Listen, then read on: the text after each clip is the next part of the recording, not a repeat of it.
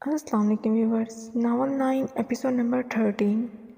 وہ شاول لے کر باہر آیا۔ ٹاول بندھا ہوا تھا، گیلے بال۔ وہ اپنی الماری میں سے شرٹ ڈھونڈ رہا تھا جب موبائل پر رنگ ہوئی۔ زمان نے بنا دیکھے کال ریسیو کی اور کان کو لگا لیا۔ اس نے دیکھا ہی نہیں کہ ویڈیو کال ہے۔ زمان اتنا اندھیرا کیوں ہے؟ دلکش کی آواز پر اس نے فون کان سے ہٹایا۔ اوہ سوری، مجھے لگا کال ہے تو دیکھا نہیں۔ زمان نے جو ہی اسکرین سامنے کی، دلکش نے غصے سے دیکھا۔ یار ابھی شاور لیا ہے، ڈھونڈ رہا ہوں، اور ویسے بھی عادت ڈال لو اس سب کی۔ زمان نے شوخی سے کہا، تمہاری عادتیں بدل دوں گی۔ وہ فوری بولی، زمان وہ بلیک والی پہن لو، پر پہن لو۔ اچھا جناب، کیا ہوا، سوئی نہیں؟ اور اس وقت چپ کر ویڈیو کال؟ کل آ رہا ہوں نا لینے مسز زمان۔ زمان میں نے بہت خوفناک خواب دیکھا ہے، مجھے نہ بے چینی سی ہوئی ہے۔ زمان کل کیا ہوگا؟ سب ٹھیک ہو جائے اور پلیز جلدی آ جانا، دلکش اس کو بتانے لگی۔ دلکش میری جان، کچھ نہیں ہوگا، بس کل میں آؤں گا اور تمہیں لے جاؤں گا۔ تم جب تیار ہوگی تو آ جاؤں گا۔ ویسے تم نے مجھے لہنگا نہیں دکھایا، نہ مہندی نہ کچھ، شوہر سے سب چھپا رہی ہو۔ کل دیکھ لینا نا۔ دلکش کا موڈ تھوڑا اچھا ہوا۔ حد ہے یار، ہر بات تم کل پر۔ زمان تھوڑا چڑا۔ اچھا نا پلیز، امی اور تائی نے سختی سے منع کیا ہے۔ زمان پلیز ضد نہ کرو، کل تسلی سے دیکھ لینا، دلکش نے زور ڈال کر کہا۔ اچھا سنو، زمان نے اس کو دیکھ کر کہا۔ سنائیں جناب، دلکش نے جواب دیا۔ سو جاؤ تھوڑی دیر، کچھ نہیں ہوگا، کل بھی تیار ہو کر تم نے بیٹھنا ہے، ابھی ریسٹ کر لو، زمان نے فکر مندی سے کہا۔ زمان کیوں اتنے اچھے ہو؟ مطلب آج تم نے امی ابو کے سامنے میری عزت بڑھا دی۔ تم ہر بات سمجھ جاتے ہو۔ دلکش کو رشک ہوا۔ تم سے پیار کرتا ہوں دلکش، تم میری بیوی ہو، بے پناہ محبت ہے تم سے، اور پھر میں اپنے بچوں کی ماں کو زیادہ دیر روتا نہیں دیکھ سکتا۔ اتر گئی گاڑی پٹری سے نیچے۔ دلکش نے کہکا لگا کر کہا۔ وہ بھی ہنس پڑا۔ ہاں تو سچی بات ہے ظالم لڑکی، کل پورے حساب کتاب کروں گا تم سے۔ ابھی good night Mrs Zaman, I love you. Love you to Mr hubby, کل جلدی آنا۔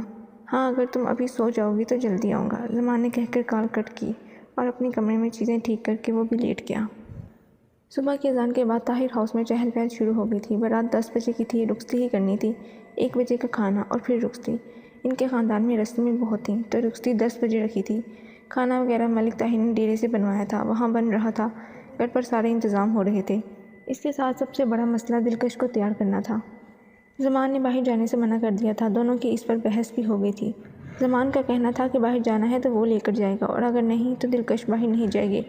دلکش کا یہ خاص دن تھا، وہ اچھا تیار ہونا چاہتی تھی، پر زمان کی ضد پر سب چپ۔ دلکش نے اس کو کال کر دی۔ زمان کیا ہے، اتنا اہم دن ہے میرا، مجھے تیار ہونا ہے تمہارے لیے، آج بھی ضد لگا کر بیٹھ کے ہو۔ دلکش نے رونی شکل بنائی۔ تم جس کو کہو گی میں گھر لے آؤں گا، تم باہر نہیں جا رہی، 10 بجے آ رہا ہوں، ضد چھوڑ دو، ورنہ جیسے ہوئی میں نے اٹھا کر لے آنا ہے، زمان نے سختی سے کہا۔ اگر میرا دن خراب کیا نا تو یہ دن زمان کبھی بھی معاف نہیں کروں گی، یاد رکھنا۔ اور وہ 3 دن دور رہنے والی رسم اب تو ہر حال میں ہوگی، دلکش نے کہہ کر کال کاٹ دی اور اس کو بلاک کر دیا۔ صبح نے زمان کو سب بتا دیا تھا تو دلکش جس پارلر سے تیار ہونا چاہتی تھی وہ سب گھر آ گئے تھے، ہر ایک چیز گھر پر تھی۔ دلکش نے سب دیکھا تو غصہ کیا ہونا تھا، زمان پر پیار آنے لگا۔ اس نے سکون سے سوچا تو وہ رات اس کو یاد آ گئی جب لوگ ان کے پیچھے لگے تھے، پھر اپنی غلطی کا احساس ہوا تو وہ وقت کم رہ گیا تھا، تیار ہونا شروع ہو گئی۔ دلکش نے لال رنگ کا لہنگا پہنا تھا جس پر سلور تلے کا کام ہوا تھا، لہنگا بھاری تھا، دوپٹے کے کنارے پر بھی سارا کام ہوا تھا۔ وہ اپنے نام کی طرح آج دلکش لگ رہی تھی۔ زمان کا تو حال ہونے والا تھا، اس نے کوہنیوں تک مہندی لگائی تھی، پاؤں پر بھی مہندی کی بیل بنی تھی، پیارا سا میک اپ اور ہلکی سی جویلری میں وہ بے حد پیاری لگ رہی تھی۔ زمان کو لدا ہوا زیور نہیں پسند تھا، سو اس نے لائٹ سا پہنا تھا۔ دلکش بالکل تیار تھی۔ دلکش دل ہی دل میں اس کا ریئیکشن دیکھنے کو مچل رہی تھی۔ ادھر وقت گزر ہی نہیں رہا تھا، ابھی بھی 10 بجنے میں آدھا گھنٹہ پڑا تھا۔ ادھر زمان بلیک کلر کی شیروانی پہن کے 5 منٹ میں تیار کھڑا تھا۔ تسلیم رسم کی بارات مسجد کو نکلی۔ نوافل ادا کرنے کے بعد زمان مسجد سے نکلا تو سامنے ملک شہزاد کھڑا تھا۔ زمان جا کر گلے ملا، بنا کسی سوال جواب کیے دونوں چلتے ہوئے طاہر کے گھر کی طرف بڑھے۔ بارات کے آنے کی خبر دلکش کو ہو گئی تھی، اس کا دل کس رفتار سے دھڑک رہا تھا، وہ بے قابو سی تھی، پر زمان سے کی لڑائی پر تھوڑی پریشان بھی۔ اس کے بعد بات نہیں ہوئی تھی دونوں کی۔ ملک شہزاد کو دیکھ کر طاہر محبت سے ملا۔ ملک شہزاد اپنی انا میں تھا، سرسری سا مل کر وہ بیٹھ گیا۔ نکاح ہو چکا تھا تو بنا دیر کیے دونوں کو ایک ساتھ بٹھا کر جو رسمیں باقی تھیں وہ کرنے کی باتیں ہونے لگی۔ زمان کو کب سے دلکش کا منتظر تھا، وہ بار بار دیکھ رہا تھا، اب وقت آ گیا تھا وہ اپنی بیوی کو ملے۔ ملک طاہر دلکش کو لے کر آ رہا تھا، ایک طرف روبینہ اور صبا تھی۔ زمان اٹھ کر کھڑا ہو گیا، دلکش بے حد پیاری لگ رہی تھی، زمان کی نظریں ایک منٹ بھی اس سے ہٹی نہیں۔ وہ چلتی ہوئی پاس آئی تو زمان نے ہاتھ بڑھا کر اس کو اسٹیج پر چڑھایا۔ زمان نے اسے کوئی بات نہیں کی، دلکش کو شدید غصہ آ رہا تھا پر چپ ہو گئی۔ ابھی سب بیٹھے ہی تھے، ملک شہزاد نے جیب سے پستول نکال کر اپنی کن پٹی پر رکھی۔ سب لوگ حیران و پریشان ہو گئے۔ زمان اپنی جگہ سے اٹھا اور دلکش کے سامنے کھڑا ہو گیا۔ ابو کیا ہو گیا ہے؟ کیا کر رہے ہو؟ نیچے کرو اس کو، زمان نے فکر مندی سے کہا۔ زمان تم اگر اپنے باپ کو زندہ دیکھنا چاہتے ہو تو ابھی اس وقت طلاق دو طاہر کی بیٹی کو۔ دلکش اس بات پر بے ہوش ہونے کو تھی، اس نے زمان کا ہاتھ پکڑ لیا۔ ابو کیا کر رہے ہیں؟ ایسا نہیں ہوگا۔ طاہر بھی بھاگ کر آیا پر زمان نے کچھ اشارہ کیا، وہ رک گیا۔ ابو گن نیچے کریں، بیٹھ کر بات کرتے ہیں۔ زمان آگے ہوا پر دلکش نے اس کا ہاتھ پکڑ لیا۔ زمان تم طلاق دو گے اس کو ابھی اسی وقت، ورنہ اپنے باپ کا مڑا منہ دیکھو گے۔ ملک شہزاد کسی بات پر نہیں آ رہا تھا۔ زمان نے تھوڑا آگے ہو کر کہا، ٹھیک ہے ابو، میں آپ کی بات مانتا ہوں، آپ گن نیچے کرو۔ زمان کا یہ کہنا تھا، دلکش نے اس کا ہاتھ چھوڑ دیا۔ کہو اس کو طلاق دی۔ ملک شہزاد پاگل ہو گیا تھا، ساری بارات پریشان تھی، تسلیم کا رو کر برا حال تھا۔ زمان نے طارق کو اشارہ کیا، وہ کچھ پیپرز لے آیا۔ ابو میں یہ پیپرز دیتا ہوں، سائن آپ کے سامنے کر رہا ہوں، گن نیچے کرو۔ زمان نے کہا اور سائن کر دیے اور پیپرز دلکش کی طرف بڑھائے۔ وہ آنسوؤں سے بڑی آنکھیں لیے ایک دم زمین پر گر گئی۔ ملک شہزاد نے گن نیچے کی اور ہنستا چلا گیا۔ ڈیرے سے آئے گارڈز اس کو پکڑ کر لے گئے تھے۔ سب دلکش کی طرف بھاگے۔ زمان نے اس کو نیچے سے اٹھایا اور اس کو کمرے میں لے آیا۔ روبینہ نے ایک تھپڑ مارا زمان کو اور دوسری طرف سے تو وہ کسی کو جواب دینے کے حق میں نہیں تھا۔ دلکش کی حالت خراب ہو رہی تھی۔ ملک طاہر اس کو اٹھا کر ہسپتال کی طرف بھاگا۔ خوشی کا ماحول سوگ میں بدل گیا۔ طاہر نے زمان کو بندوق کی نوک پر کہا وہ اس کی بیٹی سے دور رہے۔ سارے گھر والے زمان کی اس حرکت پر ناراض تھے، اس کی اپنی ماں اس سے بات نہیں کر رہی تھی۔ زمان نے اپنی صفائی نہیں دی اور دیتا بھی کیا۔ وہ اپنی گاڑی پر ہسپتال کو نکلا۔ سارے راستے وہ بس دعا کرتا آیا تھا کہ دلکش کو کچھ نہ ہو، مگر جو حرکت اس نے کی تھی، دلکش کی اس سے بھی بری حالت ہونی تھی۔ چاچو میں ملنا چاہتا ہوں، پلیز مجھے جانے دو، زمان نے طاہر سے درخواست کی، پر طاہر نے اس کو کمرے میں جانے نہیں دیا۔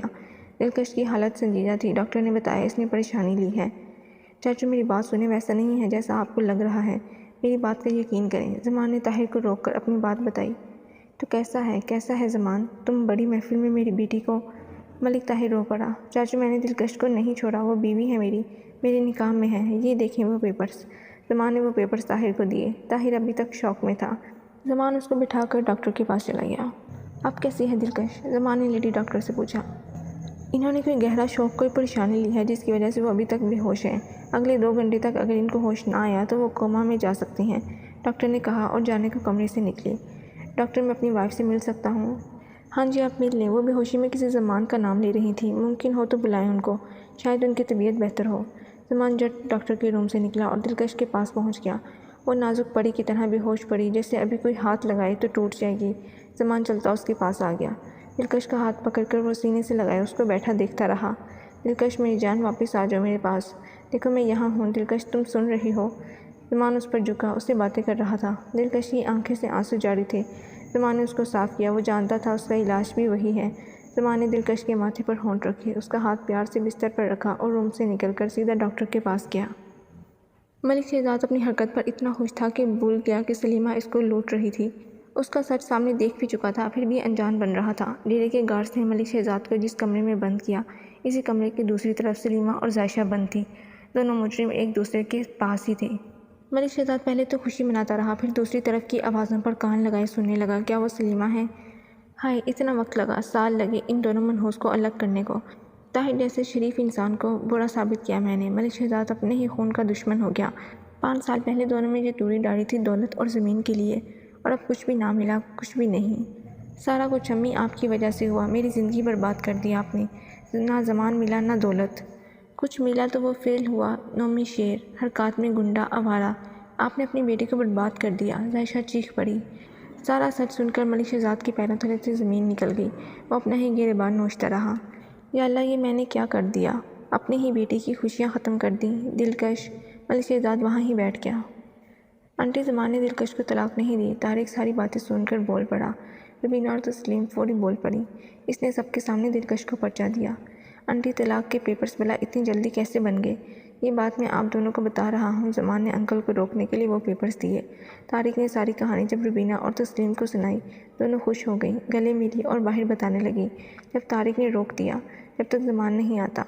سارا سچ جان کر وہ پرسکون ہوئی، پر دلکش کی طرف دھیان تھا۔ ان کی طبیعت خراب ہوتی جا رہی تھی۔ طاہر کی کال آئی تھی۔ ڈاکٹر میں اپنی وائف کو گھر لے جا سکتا ہوں؟ زمان کی بات پر ڈاکٹر حیران ہوئی۔ آپ کو ان کی حالت کا پتہ نہیں؟ ہم رسک نہیں لے سکتے۔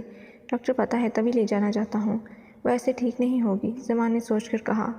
Mister Zaman, as a doctor میں اجازت نہیں دوں گی، پر وہ آپ کی وائف ہے، آپ کو جو بہتر لگے میڈیسن لے جائیں، آج رات دیکھ لیں، اگر ان کو ہوش آیا تو ٹھیک، ورنہ کل ان کو ICU میں رکھنا ہوگا۔ ٹھیک ہے ڈاکٹر، میں بھی اپنی وائف کو لے جانا چاہتا ہوں، آپ ساری میڈیسن کا بتائیں، میں وقت پر دیتا رہوں گا۔ زمان ساری معلومات لے کر طاہر کو بتانے آیا۔ وہ اس کی حرکت پر حیران تھا، پر زمان اس کا شوہر تھا۔ ملک طاہر ہر حال میں دلکش کو ٹھیک دیکھنا چاہتا تھا۔ اس کو پتہ تھا دلکش کا علاج زمان ہی ہے۔ طاہر وہاں سے اپنے گھر، جبکہ زمان دلکش کو باہوں میں اٹھائے گاڑی تک لے آیا۔ بیک سیٹ پر لٹا کر وہ بڑے دھیان سے اس کو گھر لے آیا۔ طاہر نے گھر آ کر بتایا تو تسلیم اپنے گھر ان کا انتظار کر رہی تھی، سبھی وہاں موجود تھے۔ زمان اس کو باہوں میں بڑے سیدھا اپنے کمرے میں لے گیا تھا اور اس نے سب کو منع کر دیا تھا، کوئی دلکش سے نہیں ملا تھا سوائے ربینہ اور تسلیم۔ چاچی میں زمان کچھ کہتا، ربینہ نے آگے بڑھ کر اس کو گلے سے لگا لیا۔ بیٹا مجھے معاف کر دو چاچی، آپ مجھے معاف کر دیں، میں ایسے نہیں چاہتا تھا جیسے ہوا، پر زمان بیٹا وہ کل بھی تمہاری تھی، آج بھی ہے، اور بیوی شوہر کے ساتھ ہی اچھی لگتی ہیں، کیوں بھابھی؟ ہاں ربینہ، چلو اب ہم بھی چلتے ہیں، زمان کچھ چاہیے ہو تو بتا دینا، ویسے سب کچھ رکھ دیا ہے تمہارے کمرے میں۔ جی امی، زمان نے کہہ کر اپنے کمرے کا دروازہ بند کر دیا۔ پھولوں سے سجا کمرہ ہر طرف مہک رہا تھا۔ وہ بستر جس پر ہر سمت گلاب تھے، اس پر بے سود پڑی دلکش، زمان کا دل کٹ کر رہ گیا۔ اپنی شیروانی اتار کر اس نے ہینگ کر دی تھی۔ قدم بڑھاتا وہ بیڈ پر آیا۔ دلکش کا بھاری بھرکم جوڑا اس کے نازک بدن پر اب سجا بنا ہوا تھا۔ زمان نے اس کو اپنی باہوں کے سہارے اٹھایا اور دوپٹے کی پنس کھولنے لگا۔ وہ اس کی باہوں میں جھول رہی تھی۔ اس نے دوپٹہ اتار کر ایک طرف اچھال دیا۔ دلکش کے ہاتھوں پر لگی مہندی زمان کو اس کا یوں بے جان وجود بے حد دکھی کر رہا تھا۔ کمرے کی ساری لائٹس آف کرنے کے بعد وہ اس کو باہوں میں لیے لیٹ گیا۔ دلکش کے بالوں اور ہاتھوں پر حرکت کرتے زمان کی انگلیاں اس کو احساس دلا رہی تھیں کہ وہ پاس ہے۔ زمان نے دلکش کا سر اپنے سینے پر رکھا تھا۔ وہ اس سے باتیں کر رہا تھا، تقریباً ساری رات وہ اسے اپنی ساری بچپن کی باتیں، اپنے پیار کے قصے سناتا رہا۔ دلکش کے ہاتھوں کی تھوڑی سی حرکت پر وہ خوش ہوا اور اپنی انگلیاں اس کی انگلیوں میں ڈالے وہ اسے باتیں کرتا رہا۔ ملک شہزاد اپنے ہی گھر میں قید تھا۔ اپنی حرکات پر وہ شرمندہ تھا، پر جو گناہ اس نے دلکش اور زمان کو جدا کر کے کیا تھا اس پر شرمسار تھا۔ پھر ہر سچ کا اس کو پتہ چل گیا تھا۔ کل تک جو گھر میں رونق تھی، اب خاموشی دیکھ کر ملک شہزاد اندر تک مر رہا تھا۔ اپنا فون نکال کر اس نے پولیس اسٹیشن کال کر دی تھی۔ ادھر زمان کے آدمیوں نے نومی کو چھوڑ دیا تھا۔